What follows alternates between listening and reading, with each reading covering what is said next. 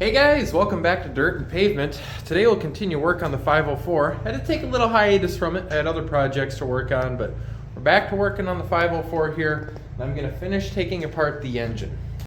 So here's the C153 here out of the 504. Today, we'll just get to tearing it apart. I wanna get the crankshaft out. Getting this rear main seal out might prove to be a little bit of a fit, given the fact that it's stuck up right on the engine stand here, but that's all right. As well as pulling out the cam and the cam gears here. So yeah, and then I would like to get a little bit of work done on the actual backside here. Probably just start ripping things off from the transmission all the way back to the rear diff and like getting the conning tower off and such. It's a nice warm -4 degrees here today in Minnesota, so that's how you know that's perfect weather to go working in the shop. Well, let us start by popping out the cam retainer here.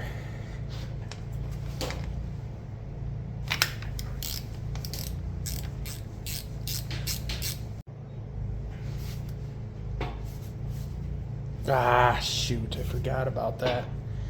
Yeah, we're gonna have to do something about not being able to turn this over.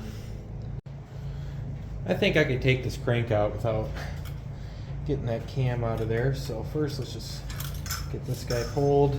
And these just kind of sit on the end there. Interesting design. Looks like I gotta pop out a couple bolts here to get that out. Then, yeah, I'll be able just to pull the crank right on out. That guy was loose. That guy was basically loose. Oh, okay, well that's good. See, they might need a light torque spec, but I think that's a little lighter than a factory specification.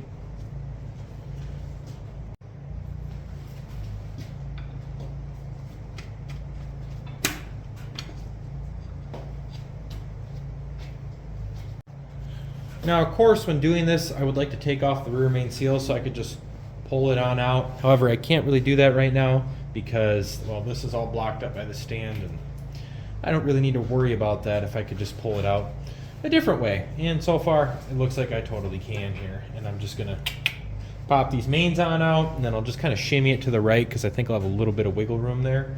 But I actually might not now that I look at it, because I won't be able to rotate this a lot. But I guess we'll just find out. Just kind of taking a cheatsy route that may or may not work, but we'll see. Alrighty.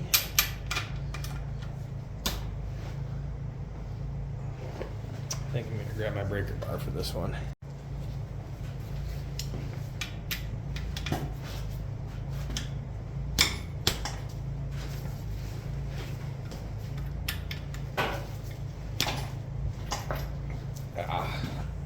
Joys of working with the stand that rolls around on you.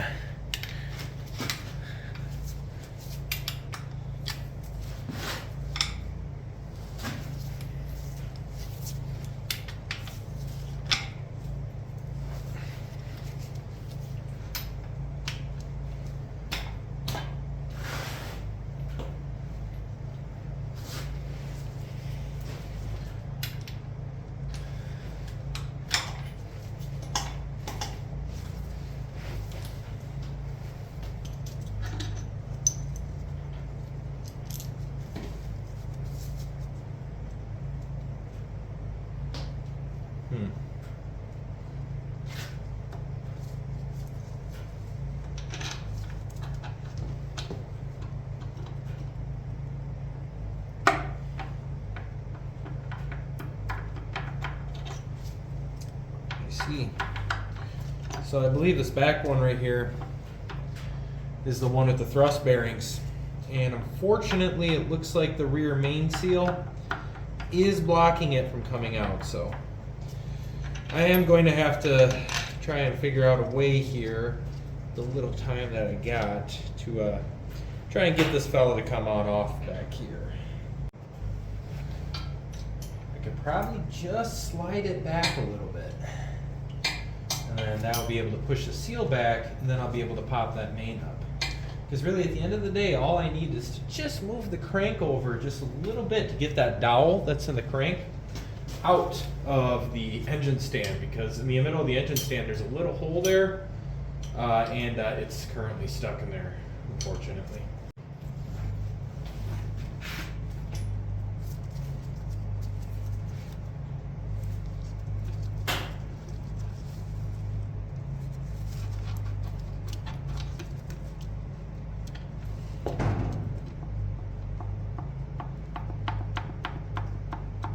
There we go. Looking good.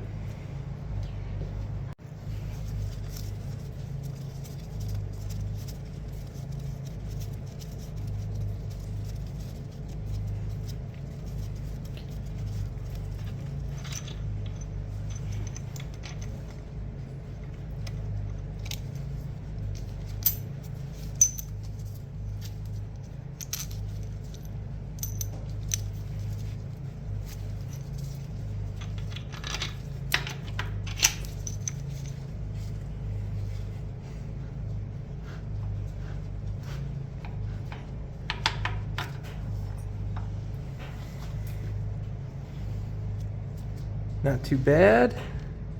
It's a little bit of groovage right there. Definitely a little bit more noticeable.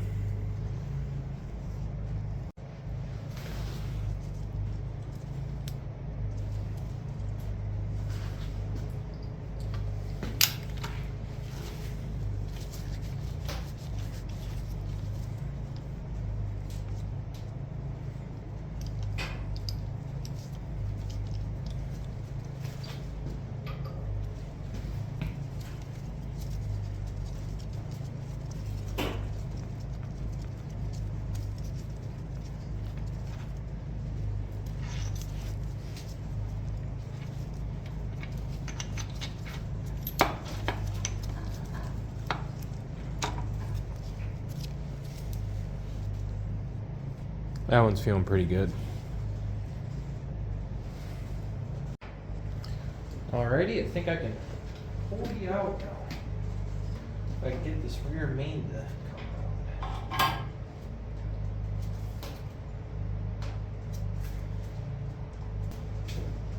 A bit of light prime, and repetitive movements. A breaker for me. There you go.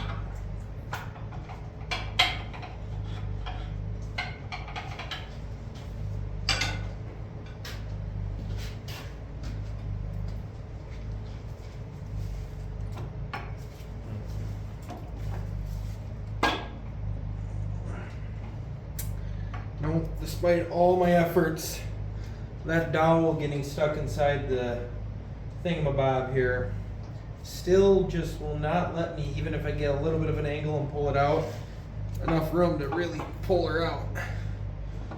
And I really don't want to nick up this crankshaft because it's in honestly really good condition. I'll plastic gauge check it, but honestly, it might not even need attention.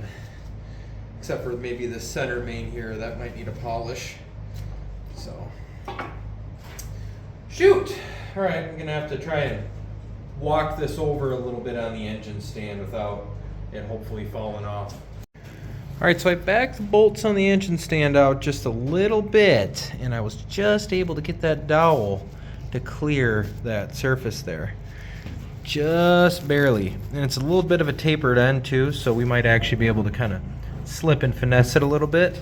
Without further ado, let's get this crank pulled.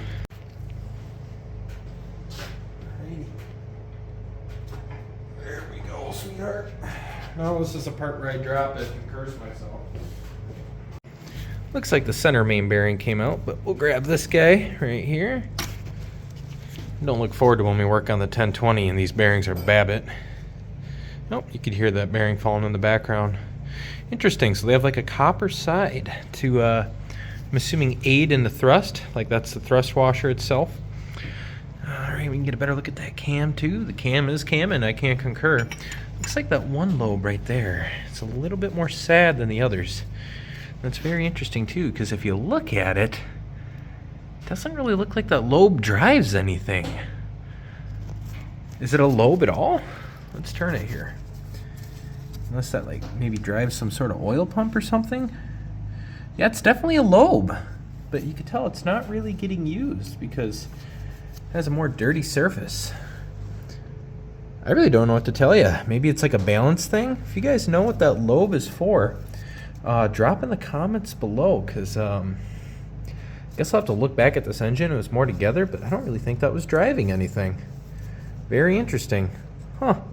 Yeah, because that's the gear right there for the oil pump, so it definitely wasn't for an oil pump or anything.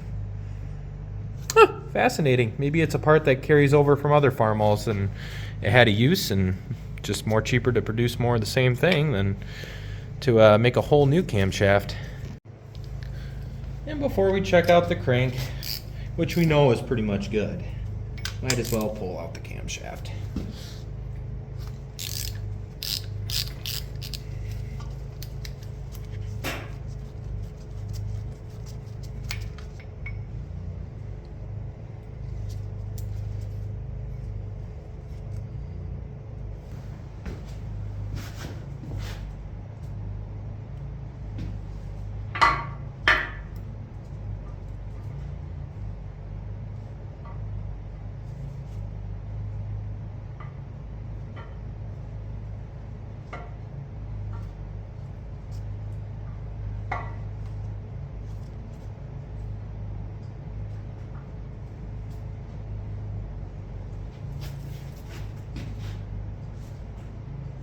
Looking good.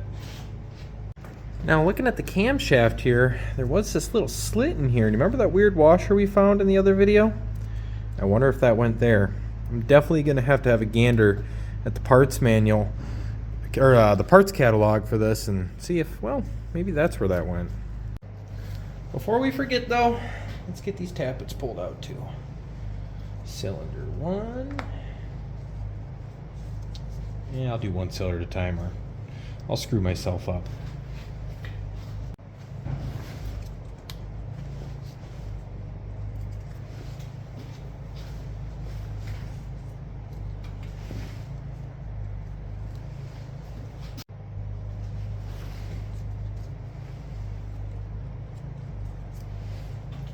And there we have it. That's pretty much a fully stripped down C153 short block. The only little things I haven't pulled still are like, oh, you know, camshaft bearings and governor input shaft, for lack of better words, bearings. And I'll spec these out, and if they're still good, I'll just leave them be.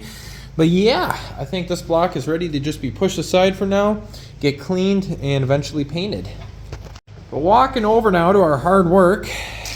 This is how I laid everything out. Oh, nice. And you can put a little crescent wrench there so she doesn't roll off the table and hit the floor. Or roll forward and hit the tappets. But I digress. Look like little shotgun shells. Here's the crankshaft here. The crankshaft is in pretty good shape. I mean, there's little wear marks like where the seal is, but nothing my fingernail through my glove can't catch. Here, this feels good. All these felt good. The only journal, for lack of better words, that I felt some little differences on, for lack of better words, is the center main right here. There's just the tiniest bit, like it doesn't even catch my finger, but there is just a little bit of a groove there, so that might require a polish. Might be able to mic that and see how it is, but honestly, the bearings, they look pretty sweet. I was looking at the bearings, seeing what flavor they were. Looks like they are 20 over bearing, and there's your part number right there. So very interesting. But yeah, there we are. There's our parts. Everything's pretty hokey-dory. I'm glad we can get that engine together because, to be honest, I just want to get this engine out of the way so we can get to the rear end.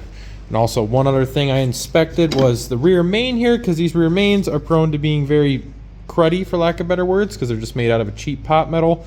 This is definitely going to get rear main seal. I'm definitely going to put it on the machinist straight edge and make sure she's straight, because these will leak on you. But honestly, I don't think it's that bad first glances here. Alright guys, I actually decided this part's going to wait till the next video just because I really like making a playlist on this and breaking it into each individual chunks just so it's a lot more fluid. But anyways, stay around here for a second. Please hit that like button, please comment, please subscribe, hit hype. Really helps the channel out. Right now things have slowed down a little bit because it's winter, As you can tell, I had to do some other projects, but I'm trying to get back on the 504 because I need this tractor ready for me. My next hay season, which is coming in roughly 4 months here, and I don't even have it fully stripped apart yet. Some of the builds for this tractor, some of the things on this tractor, if it isn't within spec, I'm not gonna replace it, just because there's no point in spending money if I don't need to. But I digress. I still want to do this tractor right, or at least right enough. I'm not making enough money with YouTube to really just throw the whole kit caboodle at this yet. I wish I could, but that's all right. And that's all part of the fun. I honestly thrive in the struggle, for lack of better words. I'm really good at being thrifty. I mean, hey, that car, I don't know if you can hear it running outside. I just rebuilt that engine for the price of $100. I'll admit I kind of took a redneck route on it, but it's doing good. And it's boosted and running on E85. You guys aren't here to watch boosted Honda content. You guys are here to watch tractor content. Here, give her a little rev. Thank you guys for watching. Stay tuned. I will try to get another video up as soon as possible on taking this rear end apart. This is what I'm really excited to do because this is completely virgin to me. I have not really worked on the back ends of these tractors too much. I did a little bit on my Farmall H, so I'm familiar with the basics, the bare necessities, for lack of better words. But in terms of something that is newer at least, with a lot more valves and whatnot, this is going to be a challenge. And this is the expensive side of the tractor. That's the way I like to look at it, especially when it comes to these two tires right here. But what are you going to do? So stay tuned for more Farmall 504 content. I appreciate you guys watching. And hey, maybe share the video too. I've never asked someone to do that, but definitely would help me grow the channel. I digress. You guys have a good one.